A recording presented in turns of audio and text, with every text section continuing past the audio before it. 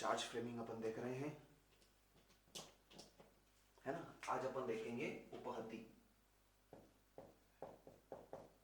जब उपहति का charge framing आता है तो दो प्रकार की उपहति का आता है ना। एक तो सिर्फ उपहति और एक गौर उपहति। अब सिर्फ उपहति को सिर्फ उपहति भी लिख देंगे तो उसका वही मतलब है, ये जो हमने ऊपर लिखा, लेकिन कहीं कहीं पर लोग इसको साधारण उपहति भी लिखते हैं। सही शब्द तो यही है उपहति, लेकिन घोर उपहति से अलग करके देखने के लिए लोग इसको साधारण उपहति लिख देते हैं।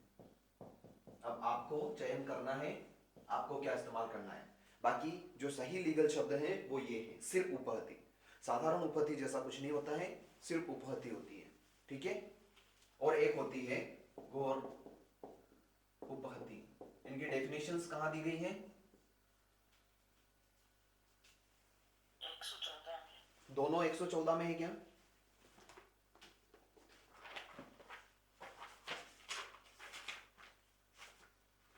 देखो 114 में उपहति है और 116 में गौर उपहति है। सेक्शन 114 में उपहति है और 116 में गौर उपहति है।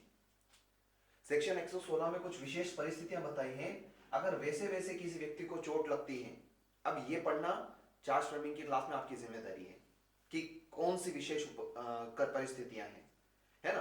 कुछ 6-7 विशेष परिस्थितियां हैं। अगर इससे माध्यम से किसी को चोट लगती है तो वो गौर उपहति है, नहीं तो सारी प्रकार की उपहतियां सिर्फ उपहति हैं या साधारण उपहति हैं। अगर किसी को ऐसे चोट आती है तो वो एफआईआर कराता है। एफआईआर कराता है तो हमें उसके ऊपर चार्ज फ्रेमिंग कैसे करनी है ये हमें सीखना है, समझना है, ठीक है।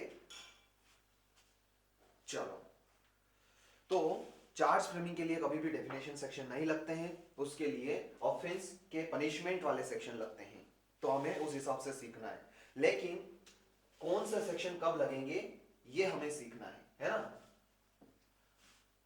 इसी में कितने हो रहे हैं? ठीक है, इसी में अपन करते हैं, है ना।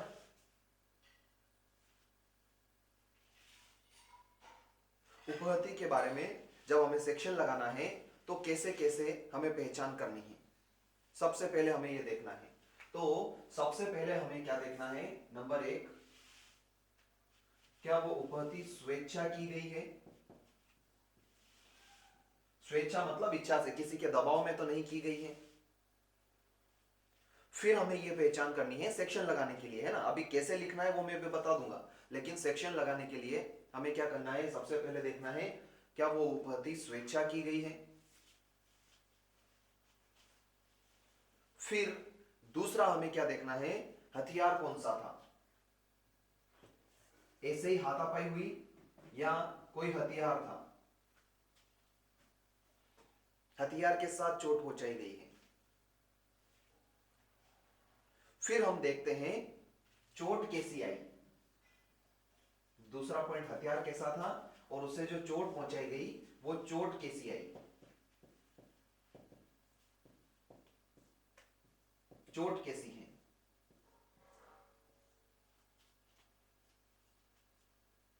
फिर चोट का पता चल गया तो अब हमें पहचानना है कि कौन सी उपहति है।